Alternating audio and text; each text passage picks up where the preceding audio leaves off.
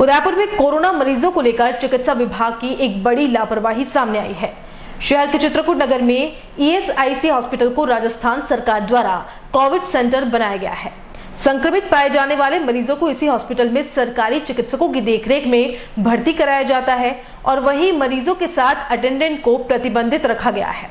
ऐसे में परिजनों को अपने पेशेंट की स्थिति के बारे में जानकारी मिलना भी मुश्किल हो गया है।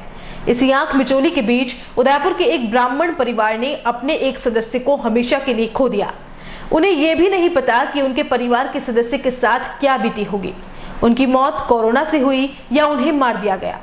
आपको बता दें कि बड़गांव निवासी नरेंद्र श्रीमाली को जब ईएसआईसी हॉस्पिटल में भर्ती कराया गया तब वे स्वस्थ थे और अपने पैरों पर चलकर ही हॉस्पिटल में भर्ती भी हुए हैं, लेकिन 2 से 3 दिन चले जाने के बाद उनकी स्थिति गंभीर होती गई और इलाज के दौरान उनकी मौत भी हो गई। चिकित्सकों की घोर लापरवाही तो तब सामने आई जब नरेंद्र श्रीमाली की मौत के 4 दिन बाद ईएसआईसी हॉस्पिटल से डॉक्टर राहुल का परिजनों के पास फोन आया और परिजनों से पेशेंट की स्थिति और वार्ड नंबर पूछने लगे। चलिए आपको भी सुनाते हैं चिकित्सक ने फोन पर मृतक की बेटी ज्योति श्रीमाली से क्या बात की। मैं डॉक्टर राहुल बोल रहा था। आप कौन?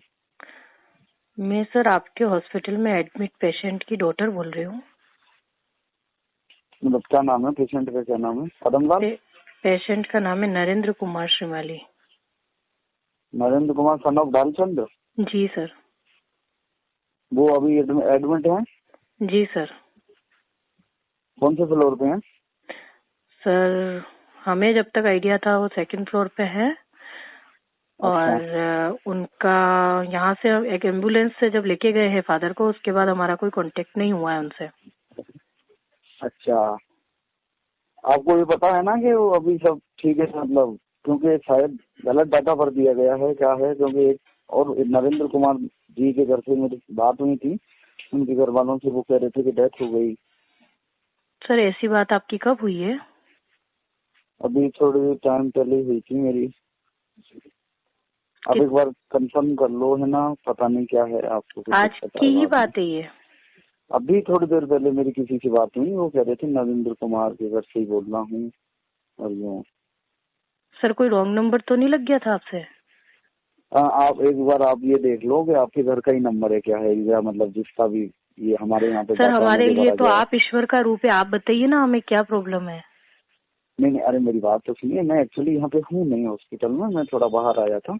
मैंने ऐसे कांटेक्ट कर लिया पेशेंट की क्या कंडीशन है, इसलिए आप एक बार ये नंबर चेक कर लीजिए आपके किसी घर वाले का है क्या, क्योंकि इस नंबर की बात हुई थी ना। चलो लिखो आप। जी सर आप बोलिए, मैं नोट कर रही हूँ। 94141 जी 05422। ओके सर, तो आपकी ड्यूटी बाकी वहीं पे है हॉस्पिटल में? हाँ, आप तो सर आप कितनी देर में पहुंचेंगे हॉस्पिटल? मैं तो आऊंगा, शाम तक आऊंगा मैं। थोड़ा आज काम आ गया मेरे को। तो आप एक काम करना, आज ही आप हॉस्पिटल में नहीं है, बाकी आप थे ना हॉस्पिटल में सर? अरे मैं क्या है कि मेरी थोड़ा सा चेंज होता रहता। आप अभी मेरी बात तो सुन लीजिए। आप इस नंबर को चेक कर लीजिए और सब खैरियत हो तो मुझे बता देना, है ना? सर पर मुझे ये तो बता दीजिए ना कि फादर है कैसे है? अरे वो मैं कह रहा हूँ ना, मैं तो बाहर हूँ। मैंने तो वैसे ऐसे ही फोन नंबर से कांटेक्ट कर लिया था कि वो पेशेंट कैसे हैं, वो पेशेंट कैसे हैं। ओके सर, ठीक है ना? आप एक बार पूछ लिया, एक बार मेरा काम करिए आप, फिर उसके बाद कोई दिक्कत नहीं, सब बढ़िया रहेगा ना। आप करके देखिए। जी जी सर। ठीक। तो सुना आपने किस तरह की घोर लापरवाही सामने आई है। यह रिकॉर्डिंग ज्योति श्रीमाली ने उदयपुर न्यूज को उपलब्ध करवाई है। जिस डॉक्टर को कोविड केयर जिम्मा दिया गया है उसे भी मरीजों की जानकारी नहीं है। यहां तक कि कोरोना से मौत होने के बाद भी डॉक्टर्स को इसकी जानकारी नहीं है। इस पूरे मामले पर मृतक की बेटी ज्योति श्रीमाली ने बताया कि उदयपुर में चिकित्सा विभाग लोगों की आंखों में धूल झोंकने का काम कर रहा है। उनके पिता के साथ जो कुछ हुआ वह किसी अन्य के साथ न हो, इसलिए शहरवासियों को भी सजग होना पड़ेगा, क्योंकि संक्रमित होने के बाद ईएसआईसी हॉस्पिटल में मरीजों के साथ क्या बर्ताव किया जा रहा है यह न तो परिजनों तक पहुंचता है और न ही डॉक्टर्स को इसका पता है। जो 18 सितंबर 2020 के दिन ईएसआई हॉस्पिटल में कोरोना पॉजिटिव रिपोर्ट के तहत हमने उनको भर्ती करवाया था। भर्ती करवाने के बाद पापा को 11 बजे हमने यहाँ से 108 में भेजा था। जब पापा ईएसआई हॉस्पिटल पहुँचे हैं तब वहाँ पे लोगों द्वारा ये पूछा गया कि आपके साथ अटेंडेंट कहाँ है। पापा ने बोला कोरोना पेशेंट के साथ अटेंडेंट कब आते थे, तो बोला गया कि अगर आपके साथ अटेंडेंट नहीं है तो आपको भर्ती कौन करवाएगा। उनके साथ हम अटेंडेंट नहीं होने के कारण उनको इतना संघर्ष करवाया, यहाँ से वहाँ उनको भटकाया गया और आधे घंटे तक उनको 2 बेड चेंज करवा दिए गए थे, जबकि उनका ऑक्सीजन लेवल डाउन हो रहा था। तो उनको सबसे ज़्यादा ज़रूरत उस टाइम ऑक्सीजन की थी।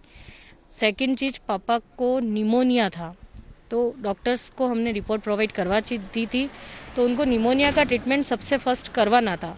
उन्होंने कुछ भी नहीं किया। जब मैंने पापा से बात करी थी तब पापा ने ये बोला था कि बेटा मेरे से अभी सांस नहीं ली जा रही, बहुत थक गया हूँ, मैं थोड़ी देर बाद बात करूँगा। जब मैंने थोड़ी देर बाद बात करी तो वो नॉर्मल थे। उसके बाद हमने 19 तारीख सवेरे वापस पापा से बात करी है। मैं बोली पापा आप कैसे हैं, तो बताते हैं कि बेटा तू फालतू बात मत कर, यहाँ तो रात को ऑक्सीजन बंद कर दी गई थी और सुबह जब मैंने डांटा ना सबको तो माफ़ी मांग के उन्होंने ऑक्सीजन चढ़ा दी। तो माफ़ी मांगना कोई उसका निदान नहीं था। उसके बाद भी मैंने पापा को बोला आप टेंशन मत लेना, जो अपनी निमोनिया का ट्रीटमेंट है उसको आप कंटिन्यू रखना। तो बोलते बेटा मैं निमोनिया का ट्रीटमेंट लूँ कैसे, खाने पीने की कोई व्यवस्था यहाँ पे उपलब्ध नहीं करवाई जा रही है। तो इवन वहाँ पे पानी की व्यवस्था भी नहीं थी, तब बंदा टेबलेट नहीं ले पाया। फिर भी मैंने पापा को बोला आप टेंशन मत लेना, शाम तक मैं कुछ करती हूँ। 6-6:15 बजे हमने यहाँ से घर से मूंग की दाल बना के उनके लिए विटामिन सी से रिलेटेड सारी चीज़ें भिजवाई थी।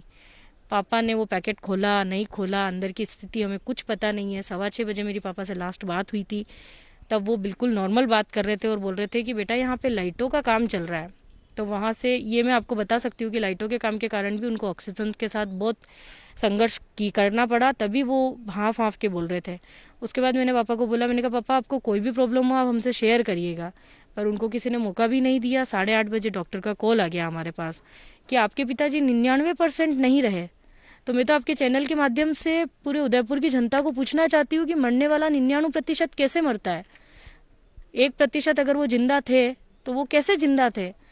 फिर भी हम लोगों ने हर बात को कि हमारी जो चीज़ थी वो जाती रही, हमने कोई टेंशन नहीं लिया, सारी चीज़ें हमारे पास भी अवेलेबल थी। उसके बाद शर्मनाक बात तो तब हो गई जब 22 तारीख को सवेरे भैया के पास में कॉल आता है कि नरेंद्र कुमार श्रीमाली आप 2nd फ्लोर पे एडमिट हैं। तो ये डॉक्टर्स हमें बताएंगे हमारे पापा के साथ क्या हुआ या हम डॉक्टर्स को बताएंगे हमारे पापा के साथ क्या हुआ। डॉक्टर्स के पास रिकॉर्ड ही नहीं है। उन्होंने 22 तारीख को सूद लेने की सोची है, जबकि बंदा 19 तारीख को डेथ हो चुकी है उनकी। मैं तो आप सबसे यही अपील करना चाहती हूँ, मैंने मेरे पिताजी को खो दिया, पर मैं चाहती हूँ कि अपने जितने भी शहरवासी हैं कोई भी अपने पिताजी घर के किसी भी सदस्य को खोने से बचें।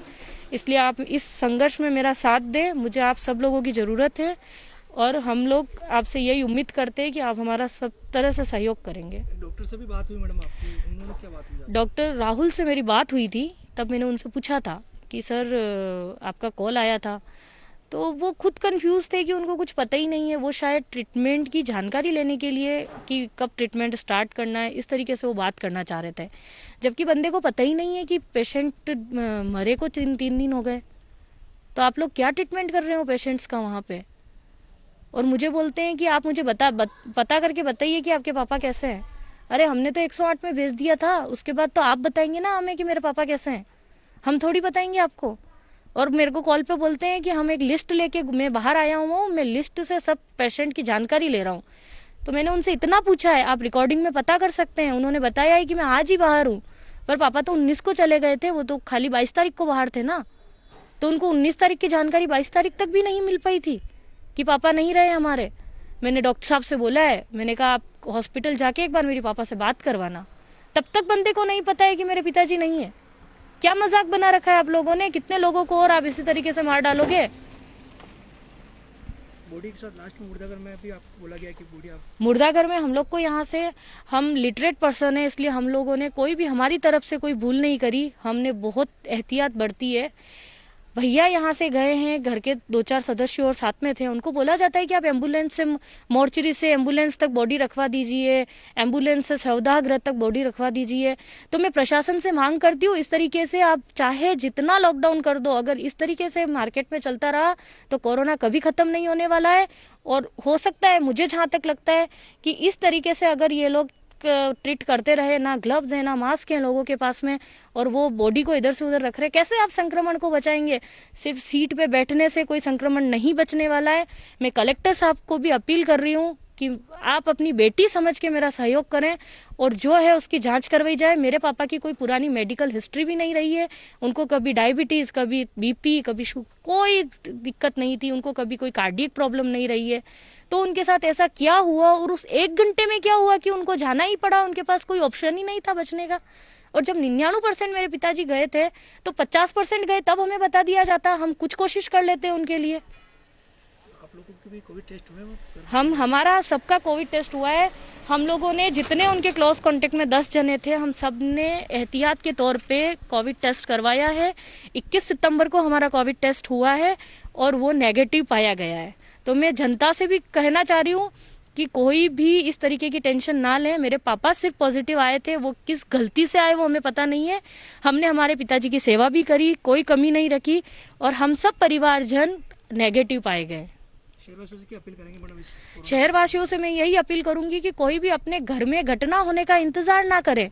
आप लोग चल के हमारे साथ आए तो घटना होने से बच जाएगी। बहुत सारे शहरवासियों ने इस बात को छिपा के रखा होगा। अगर वो लोग भी पहले इस मुहिम को चला देते तो आज हमारे पिताजी भी हमारे साथ में होते और हम लोग बहुत केयरफुली काम करते हैं।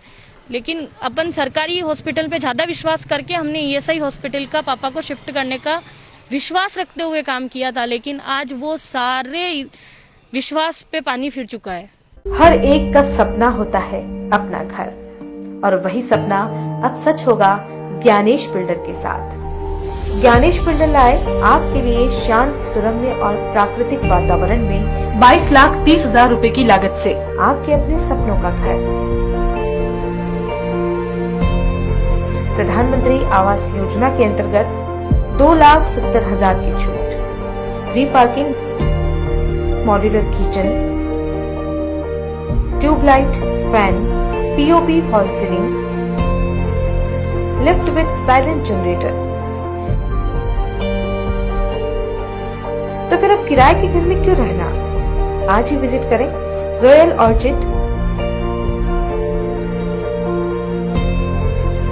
Near GBH hospital, Pratapnagar, Udaipur. Call 9352525017, 9829592574।